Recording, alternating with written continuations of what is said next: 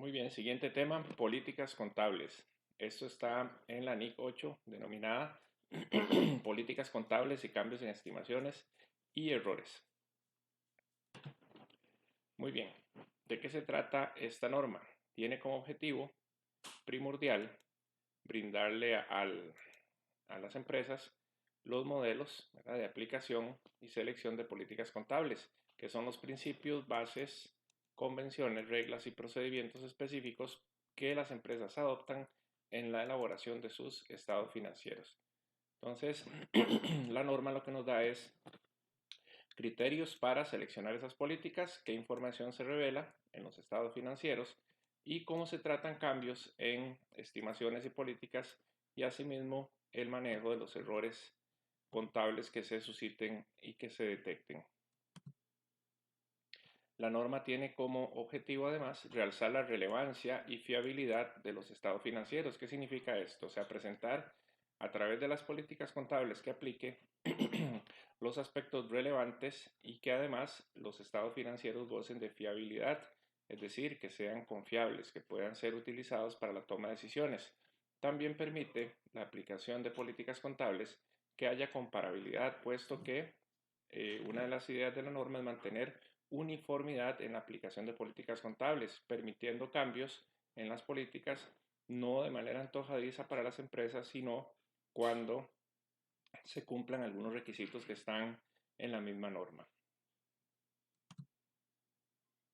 Muy bien. La norma entra, el alcance de la norma entra en la selección y aplicación de políticas, cómo se contabilizan esos cambios en las políticas y cómo se aplican o cómo se deben corregir los errores que sean detectados. También hay que considerar que la corrección de errores o cambios en políticas pudiera tener efectos de índole tributario. Entonces es otro elemento a considerar, pero bueno, ya entra ahí en juego la NIC número 12 de impuesto de renta. Como definiciones importantes, reiteramos de nuevo lo que es política contable. Son los principios, bases, acuerdos y reglas mediante los cuales la entidad prepara y presenta los estados financieros.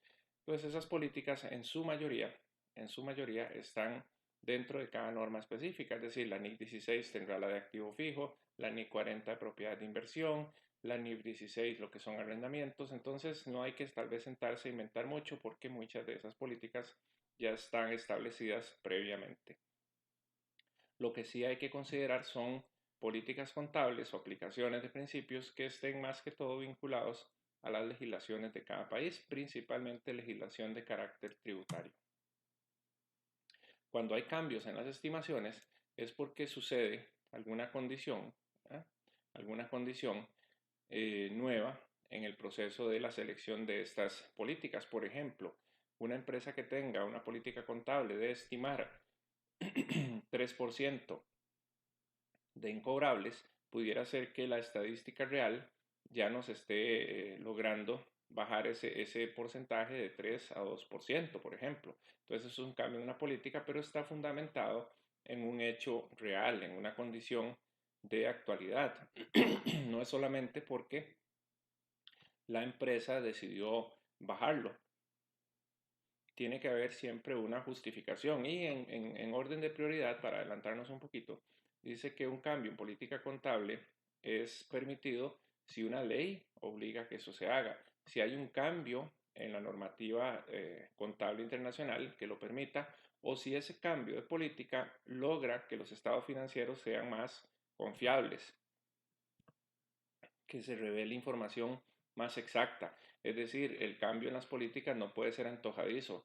Decir, voy a pasar de un método de cálculo de inventario a otro para tener un beneficio fiscal, eso no está permitido, por ejemplo. También hay que considerar el principio de materialidad, ¿verdad? Hay ciertos cambios, ciertos ajustes, ¿verdad?, o ciertas condiciones que de acuerdo a su impacto, de acuerdo a su efecto económico financiero dentro de la empresa, es viable o se justifica hacerlo. La materialidad es un principio de contabilidad general, ¿verdad? Eso está desde antes de la NIF y está consolidado también en el marco conceptual de las normas, etc. Se refiere a que en la contabilidad debe revelar, todos los hechos que sean materiales.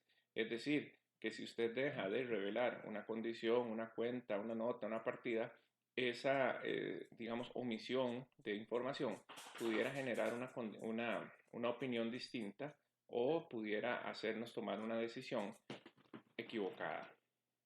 Esta es la mascota que anda por aquí a la par. Muy bien. Entonces, igual, cuando voy a corregir un error, no voy a corregir que pasé 5.000 colones por taxi y era por papelería y voy a devolver toda la contabilidad y hacer reversiones, etcétera, etcétera. No, son errores que evidentemente pueden causar que la opinión o las decisiones que yo tome sean contrarias a la realidad. Entonces, cuando hablamos de errores de periodos anteriores, hablamos de condiciones que se debieron haber previsto o haber identificado en periodos previos al que estoy analizando. Esos errores habla de que pueden ser errores aritméticos, o sea, cuando hice mal un cálculo, qué sé yo, de intereses, de algún cálculo de depreciación, algún cálculo de incobrables, ¿verdad? Hasta errores en la aplicación de políticas contables, por ejemplo, que en lugar de aplicar un 3% de incobrables, apliqué un 6%. Cosas de ese tipo. Y también se considera como error el tema de los fraudes. Ahí todavía de más peso pueden ser o de más impacto en los estados financieros cuando estamos hablando de fraude. De ahí la importancia de que las políticas contables también que la empresa implementa estén orientadas a la detección no solo de errores involuntarios, sino también de errores totalmente voluntarios, ¿verdad? O con el afán de causarle perjuicios a la compañía. Muy bien, entonces en el caso de los errores, por ejemplo, ya no está permitido en un estado financiero presentar aquellas cuentas que dicen ingresos o gastos de periodos anteriores. Eso ya no se debe utilizar, no se puede utilizar. ¿Por qué? Porque yo no puedo estar presentando en un periodo un ingreso o un gasto que no corresponde a ese periodo. Además, tributariamente no está permitido pasar por gastos aquellos gastos que debieron haberse registrado en el periodo anterior, por más legales que sean, de la tributación siempre jala para su saco. Entonces, si por ejemplo yo tengo que corregir el saldo de una cuenta de activo, de pasivo, ¿verdad? Y sobre todo si tiene un impacto en resultados, es decir, la cuenta que debe haberse usado era un gasto o un ingreso, debemos proceder con una aplicación retroactiva. Eso significa que debo utilizar como cuenta de reconocimiento, registro la cuenta de resultados acumulados. Entonces, por decir algo, si yo dejé de aplicar un gasto por intereses, ya no voy a poner este año gasto de periodos anteriores, sino que voy a hacer un registro que es utilidad del periodo contra, ¿verdad? Intereses por pagar o contra bancos o contra pasivos, o sea, con la cuenta que corresponda. ¿Por qué? Porque no puedo cargar de este periodo un, un gasto del periodo anterior. Muy bien. A eso se refiere este modelo de aplicación retroactiva. También pudiera ser que una nueva política contable, ¿verdad?, tenga que aplicarse como si siempre hubiera existido. Entonces ahí tiene que ver mucho la condición cualitativa de ese cambio. Por decir algo, que la administración tributaria decida pasar o cambiar las vidas útiles de ciertos activos y nos digan que hay que cambiar esa vida útil desde el principio. Es decir, si por decir algo el equipo de cómputo que normalmente en tributación se deprecia a 5 años y que nos digan que va a ser a 3. Entonces hay dos cosas. Que nos digan que es a partir de ahora que va a ser ese cambio de la nueva depreciación o que el cambio hay que aplicarlo como si siempre hubiera existido. Entonces ahí es donde se da una aplicación retroactiva.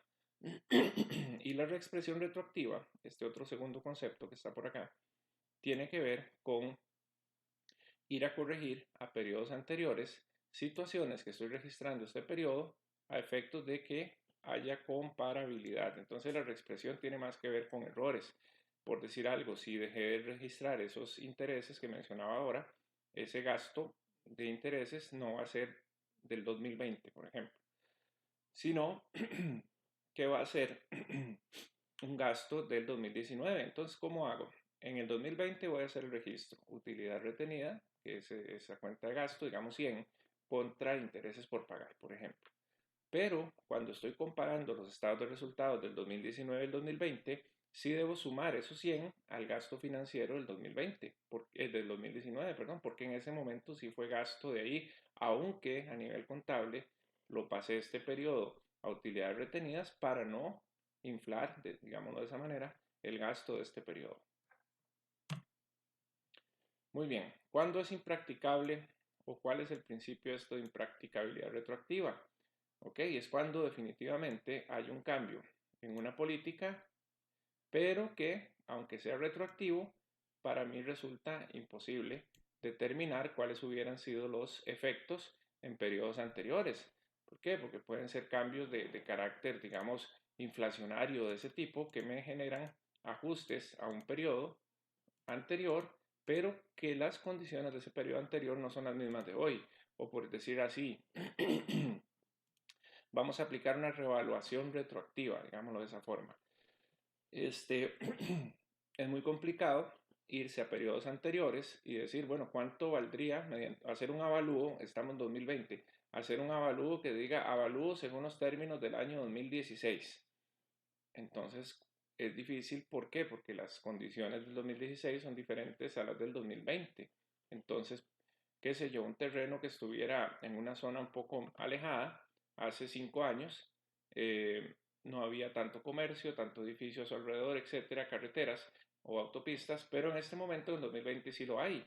Entonces, ¿cómo decir cuánto valía ese terreno hace 5 años, considerando que no tenía las condiciones de hoy, que serían edificios, infraestructura, telecomunicaciones? Eso es cuando el principio de impracticabilidad funciona. Entonces simplemente lo demostramos y no tenemos que irnos a quebrar la cabeza haciendo cálculos antojadizos. ¿Por qué?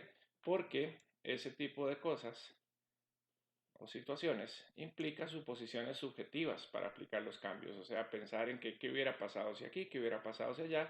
Entonces, cuando hay esas subjetividades, no es un escenario favorable para aplicar cambios.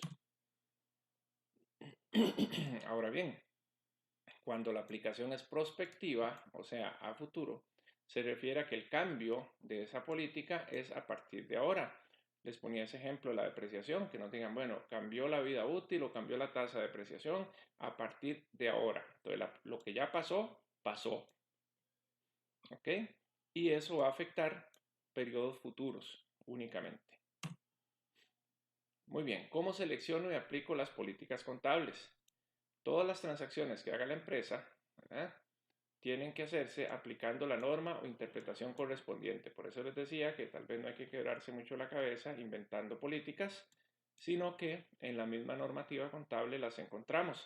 También hay guías que emite el IASBI, ¿verdad?, para aplicar de la mejor manera esa norma o interpretación. Entonces, basados en la NIF, podemos encontrar las políticas, ¿verdad?, que generen información relevante y fiable.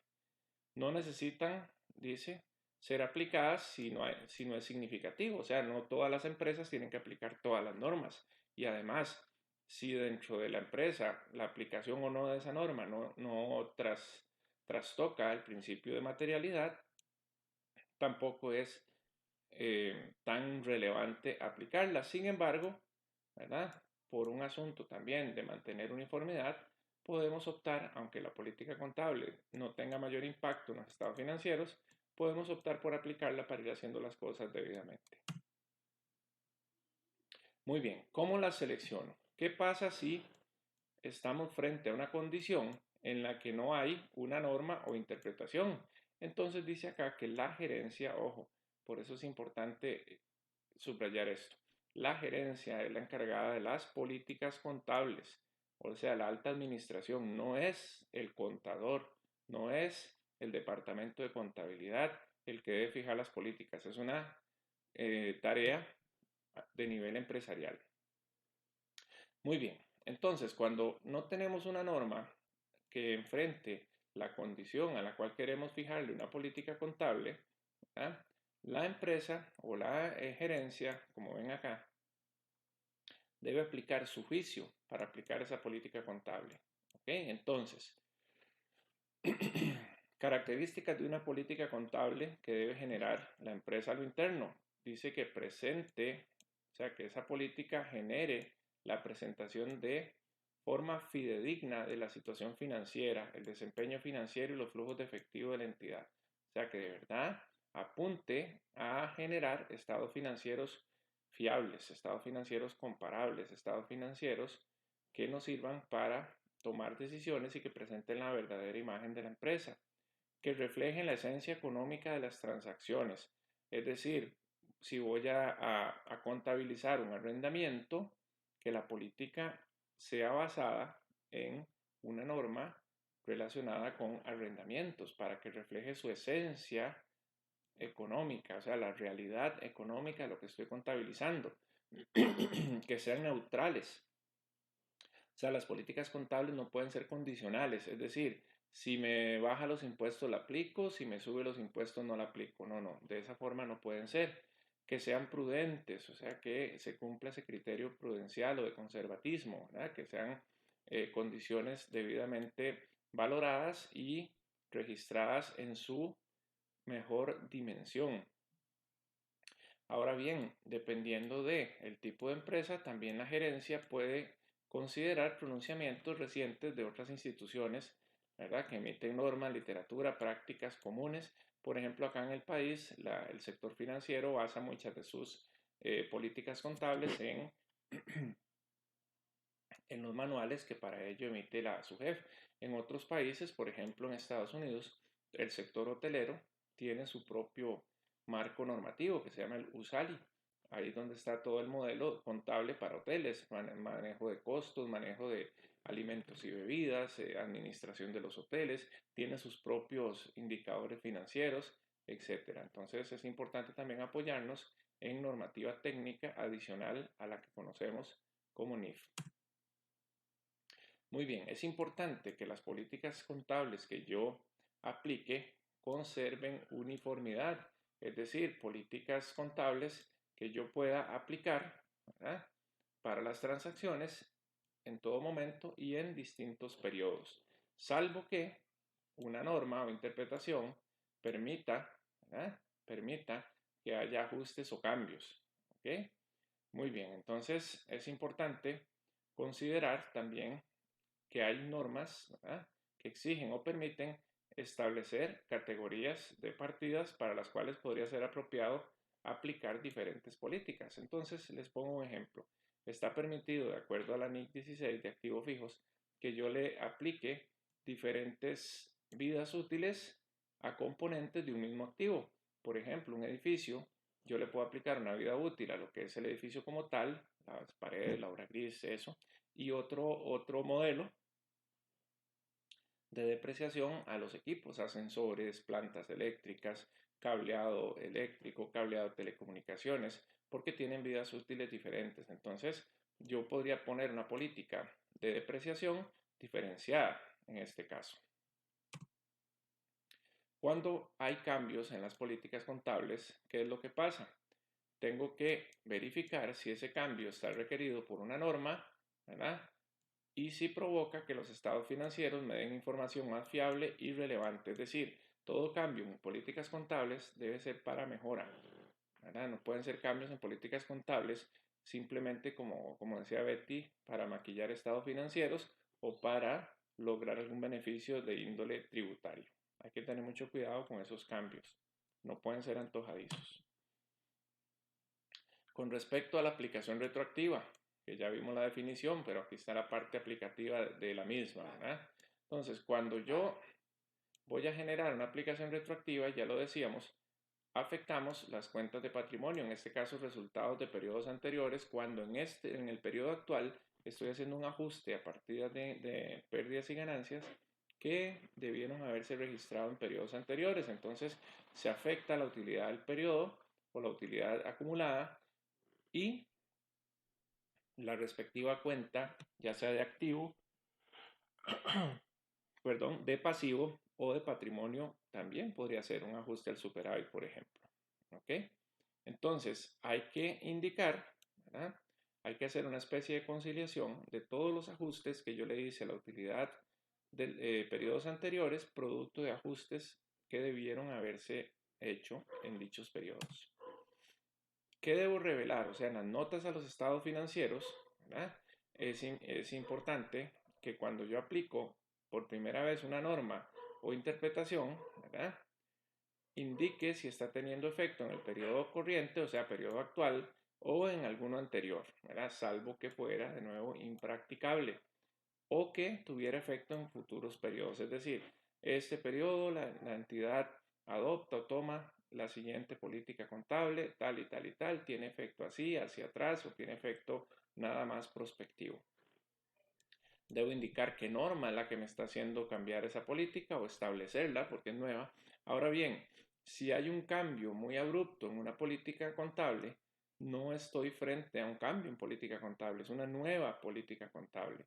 Ahora bien, por decirles algo, si una empresa nunca había realizado superávit por revaluación, o sea, nunca había hecho avalúo de sus propiedades y decide hacerlo, eso es una nueva política, no es un cambio de política. Es decir, no podemos decir que antes la política contable era no hacer superávit, porque no, no hacer algo no es una política, sino que la política nueva sería a partir de este periodo se está haciendo revaluación, etcétera, etcétera, con todas las eh, implicaciones y revelaciones que me pide la normativa. ¿Ok? Entonces es importante indicar cuáles son las partidas que están afectadas por esos ajustes, por esas políticas. Y por ejemplo acá habla de la NIC 33, que es de ganancias por acción, una norma que no es tan aplicada acá en el país porque no tenemos un mercado accionario así tan desarrollado. Hay muy poquitas empresas que cotizan en bolsa, de modo que esta norma no es de tanta aplicación. ¿Ok? Sí tenía que hacer corrección a periodos anteriores, pero era impracticable que decir por qué. ¿Ok? Muy bien. Entonces, una vez que yo hago esas revelaciones en el periodo en que suceden los cambios, ya no tengo que estarlos repitiendo en años siguientes. Muy bien. Cuando hay cambios en las estimaciones o cambios en las políticas, ya la normativa actualizada unifica lo que son cambios en estimaciones y políticas. ¿Ok? Muy bien. La administración, y ya lo saben, en contabilidad realiza estimaciones, por ejemplo, estimaciones para las cuentas por cobrar, para obsolescencia de inventarios, sobre valor razonable de activos o pasivos financieros, ¿verdad? También pueden haber ajustes o cambios en la vida útil o pautas de consumo para los activos, ¿verdad? Depreciables, las garantías concedidas, esto es importante, ¿verdad? Decir que muchas empresas tienen como política provisionar garantías. Entonces, ¿de qué se trata esto? Por ejemplo, una empresa que fabrique refrigeradoras. Entonces, ellos dicen, de cada 1000 refrigeradoras que yo vendo, a 3 les falla el empaque, a 2 les falla el condensador, a 5 se le daña el congelador, etc. Entonces, para vincular ese ingreso con el gasto por garantías, hacen una provisión, una estimación y dicen, bueno, vendí mil refrigeradores, son 10 millones de colones y la cuantía de esas fallas que ya yo tengo mapeadas, identificadas, es de por cada 10 millones que vendo, tengo que devolver 500.000 en garantías, me cuestan 500.000 las garantías, entonces de una vez gasto por garantía, provisión contra garantías, pero bueno, las empresas van perfeccionando sus modelos de producción y pudiera ser que esa estimación de garantías ya no sean 500.000, sean 350.000. Entonces hay que estar muy pendiente de todos esos cambios a efectos de estar actualizando nuestras políticas. ¿Ok? Las estimaciones razonables, o sea, razonables, muy asociadas a la realidad, o lo más próximas a la realidad, y esto está en la NIC 37, ¿verdad? Es una parte esencial de la contabilidad y no les resta fiabilidad, sino que al contrario, realza el principio de base de vengado, o sea, de presentar la información de los ingresos y gastos cuando ocurren y no cuando los pago. Porque, de nuevo, si yo estoy atendiendo garantías en el 2020 de artículos que vendí en el 2019, le estoy cargando al 2020 gastos que debieron haber sido vinculados a los ingresos del 2019. ¿Ok? Entonces, desde luego, aquí, ¿cuál principio priva acá en este modelo? El de materialidad. ¿Ok? Entonces, yo debo estar revisando, ¿verdad? Revisando elementos siempre de mis políticas contables para actualizarlas. ¿Ok? Ahora bien, ¿qué pasa cuando los errores son descubiertos? Estos errores pues vienen a afectar la presentación de los estados financieros. Entonces, ojo acá, dice que los estados financieros no estarán reconocidos utilizando NIF si los errores que tiene son materiales o inmateriales. Este era, pero pequeñitos. Ajá, pero cometidos intencionalmente. O sea, cuando hay dolo ahí, cuando hay intención de irse ocultando situaciones, ¿verdad? Que aunque se vean pequeñitas en materia financiera, pues son ocasionados a propósito. Muy bien, entonces los errores que yo detecto en el periodo corriente, o sea, en el periodo que estoy trabajando, pueden ser corregidos, ¿verdad? Antes de que los estados financieros sean formulados. Entonces, si yo, por ejemplo, no he presentado la declaración de impuestos, no han sido aprobados por la junta directiva, los estados financieros, etcétera, y yo detecto que apliqué mal una política de depreciación, una política de estimación para incobrables, una política de obsolescencia de inventarios, en el mismo periodo yo hago el ajuste, garantías, lo que sea, de una vez corrijo. Pero si son errores materiales descubiertos de periodos anteriores, se corrige la información comparativa. Entonces, por decir algo, si registré menos gasto por garantía en el 2019 de lo que correspondía, ya presenté en Hacienda los estados financieros, ya fueron aprobados, etcétera, y es material, el ajuste es material, eh, debo entonces, por decir algo, dejé de registrar garantías por 50 millones y eso impacta en un 8% la utilidad, entonces sí es material, diría yo. Entonces en el 2020, gasto, no diría gasto por garantía porque no lo puedo corregir metiendo un gasto en el 2020 de algo que es del 2019. Utilidades retenidas, los 20 millones contra garantías o provisión garantías, ¿verdad? Pero en el 2019, esos 20 millones, a efectos de comparabilidad, si me había quedado gasto por garantía 65 millones en el 2019, lo corrijo gasto por garantía 85 millones para compararlo ya con el 2020. ¿Ven? Entonces, para efectos de comparación, lo llevo a la partida que corresponde, pero para efectos de registro de este periodo, lo hago contra utilidades retenidas. Ahora bien, ¿cuándo es retroactiva esa corrección? Voy y reexpreso ese asunto de coger esos gastos de garantía de 65, 85 es una reexpresión, ¿verdad? Ya sea, y pudiera ser que tenga un error de un periodo anterior o de varios periodos, que yo descubra una aplicación inadecuada de políticas contables de varios periodos hacia atrás. Entonces lo que dice la norma es que yo debería corregir hasta donde me sea posible, corregir en términos de periodos. Pero también ahí se habla o se conviene de que no sea más de 5 años, porque ya para qué van a corregir tantos años hacia atrás, 5 años porque es un periodo más estratégico, ¿verdad? Muy bien.